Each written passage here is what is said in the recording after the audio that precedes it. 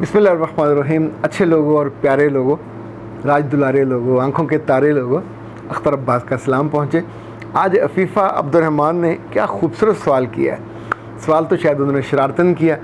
उन्होंने कहा बहुत दिनों से बहुत सी बातें सुनी हैं, दिल में बिठाई हैं, लिखी हुई हैं, पर मैं चाहती हूँ कि आप खुसूसी मेहरबानी फरमाएँ और हम जैसी उन लड़कियों पे जो यूनिवर्सिटियों से फ़ारग हो के अमली ज़िंदगी में आ रही हैं, उन्हें कोई सक्सेस फार्मूला इन ससुराल दे दें।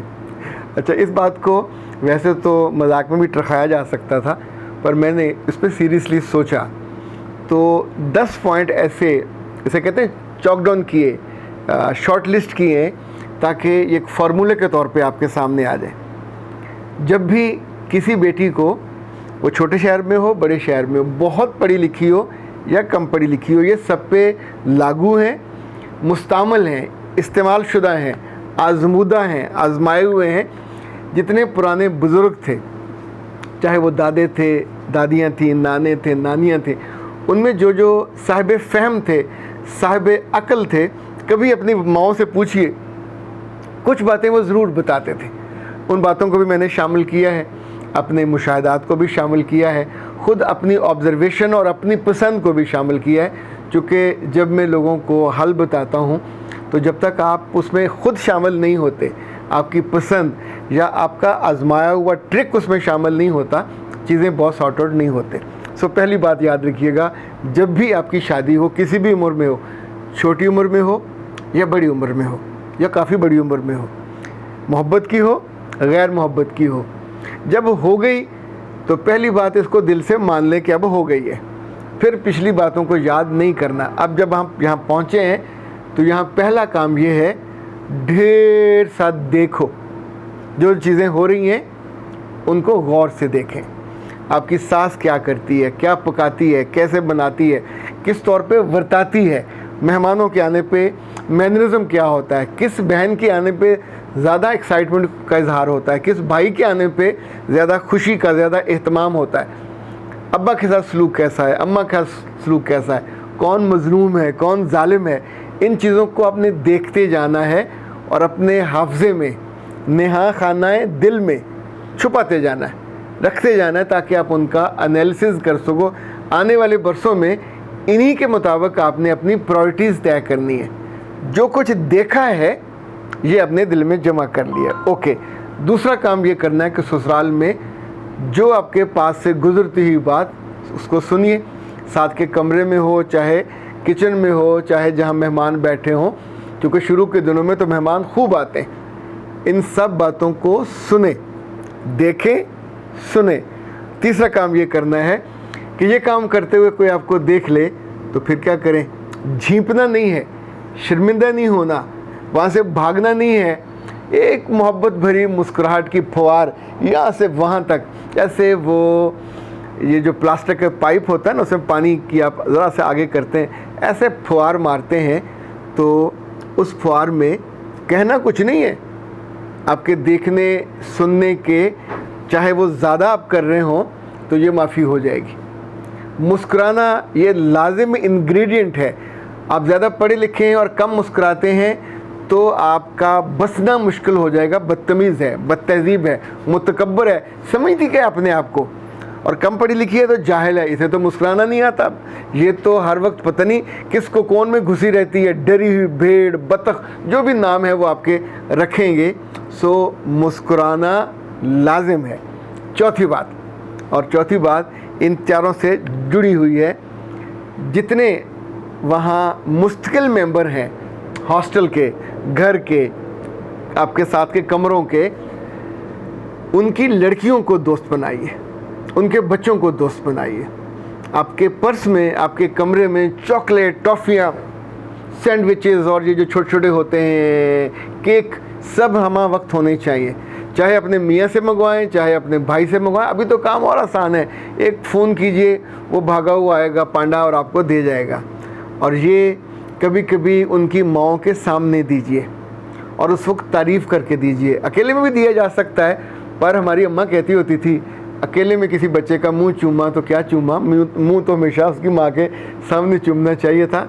तो उसे पता हो कि ये मेरे बच्चे को, माओं को पटाने का, या माओ को यूँ समझे राम करने का सबसे आसान तरीका उनके बच्चों से मोहब्बत है। और सासों को पटाने का आसान तरीका उनके मेल बच्चों से नहीं, उनकी फ़ीमेल बच्चियों से क्लोज़ होने का उनके लिए तोहफे। अच्छा, ये फ़ीमेल हैं ये थोड़ी बेवफा होती हैं, ये जल्दी पलट जाती हैं, बदल जाती हैं, यानी जो ही घर का मौसम देखेंगे तो ये वैसा हो जाती हैं आपकी सारी उस दोस्ती को। अच्छा, दोस्ती के दिन कितने हुए होते हैं अभी तो ये टेस्टेड नहीं है, दोस्ती को माह साल गुजर जाएं। मैंने ऐसी भी बहुएँ देखी हैं जिन्होंने उस घर में नंदों के साथ या अपने उन मियाँ की बहनों के साथ इतनी गाढ़ी दोस्ती की कि अपनी बहनों को भी भूल गए। ये केसेस भी मौजूद हैं, लेकिन इट डिपेंड्स कि आप कितना अरसा, लंबा अरसा मुखलस रहते हैं, सिंसियर रहते हैं। और पांचवी बात, अपने मियाँ पे जो मर्ज़ी हो जाए, काला हो, पीला हो, छोटा हो, ठिगना हो, बड़ा हो, अमीर हो, उस पर वारी वारी जाइए, उसकी आरती उतारिए। जब वो जाने लगे, उनकी माएँ नहीं चाहेंगी, उनकी बहनें भी नहीं चाहती कि आप इतने यानी करीब उनके हो, तो फिर उसका अच्छा तरीका ये होता है कि उनको मत तपाएं, उनको मत तड़पाएं, उनको मत ये दें जेस्चर कि ये तो आपस में बहुत घुल मिल गए, तो मियाँ के साथ तय कर लें। सो जब वो कमरे में आए तो भाग कर उसके गले लगिए। इवन अगर उसकी आंखों पे बोसा दे सकते हैं तो दीजिए, उसके हाथों पे बोसा दे सकते हैं। जिन बच्चियों को अपने वाले से प्यार करने की आदत होती है, दे वुड बी कंफर्टेबल। अच्छा, जिन्होंने कभी किसी मेल से, अपने घर में भाई से, बाप से मोहब्बत नहीं की होती, इजहार नहीं किया होता, उनको बहुत दिक्कत होती है। मर्दों को समझना बहुत लाजिम है। कमरे में आने पे उनका सामान लीजिए, उनके जूतों को लीजिए, उनके कपड़ों को लीजिए, फिर उनसे जल्दी समझ लें कि उनको कपड़े कहाँ रखते हैं। ये काम मोहब्बत का है, खादमाओं का नहीं है। उनके कपड़ों को उनसे पूछ के, इस्त्री करके, सैंत के, हैंग करना हैंग कीजिए, तय कर रखना तय करके रखिए।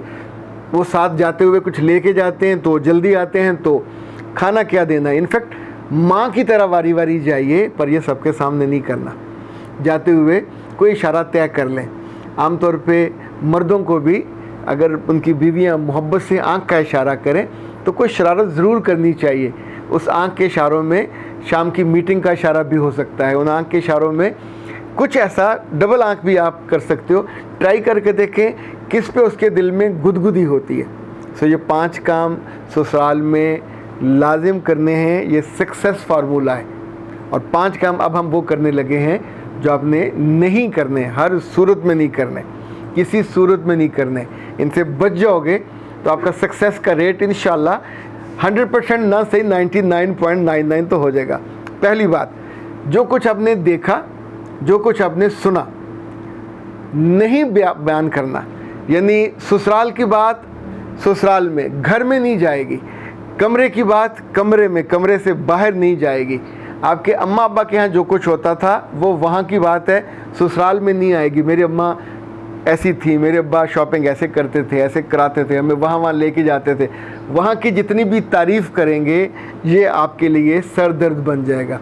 और यहाँ जो कुछ आपने देखा, अगर आपने अपने मियाँ को शिकायत की तो सर दर्द नहीं बनेगा, ये असल दर्द बन जाएगा जो आपको बहुत तड़पाएगा। सो जितना भी देखा और सुना दिल में और दिमाग में रखना है, बोलना नहीं है। दूसरा, ससुराल में आके ये मॉडर्न हो या मॉडर्न ना हो, कभी इबादत नहीं छोड़नी अपनी। यानी ये इबादत जो है आपके करैक्टर की भी ज़मानत है, इबादत आपकी खुशी की भी ज़मानत है, इबादत आपकी तन्हाई की भी ज़मानत है। और ये किसी को राज़ी करने के लिए नहीं करनी, ये सिर्फ़ अपने अल्लाह के लिए राज़ी करने के लिए। और उससे कहना कि सर मैं नई जगह पे आई हूँ तो जो मुझे नहीं आती अकल मुझे देते जाइए। इबादत आपकी वो 4 दीवारी बन जाएगी जो आपको हर हमले से, हर नागवार लफ्ज़ से बचाएगी भी, और इंशाल्लाह आपको बिल्कुल आगे लेके चलेगी।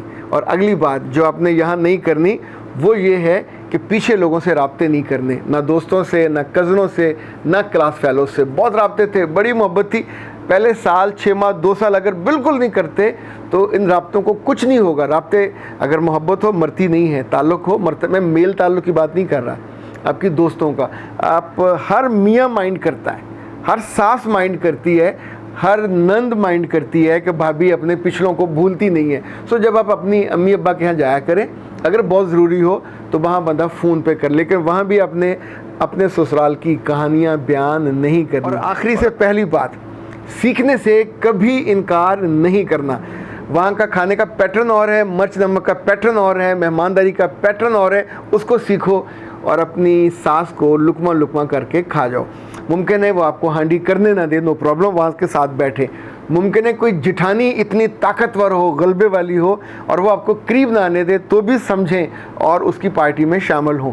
इसी तौर पे जो आखिरी बात है, 5वीं बात है, टोटल में 10वीं बात है, वो ये कि कभी ससुराल में, कभी अपने मियाँ के सामने, कभी अपनी सास के सामने, कभी अपनी जिठानी के सामने, कभी अपनी नंद के सामने, नंदोइये के सामने, देवर के सामने, देवरानी के सामने, हमसाई के सामने अपने वालिदैन की अज़मत पे अतराना नहीं है, उनकी कहानियाँ नहीं सुनानी।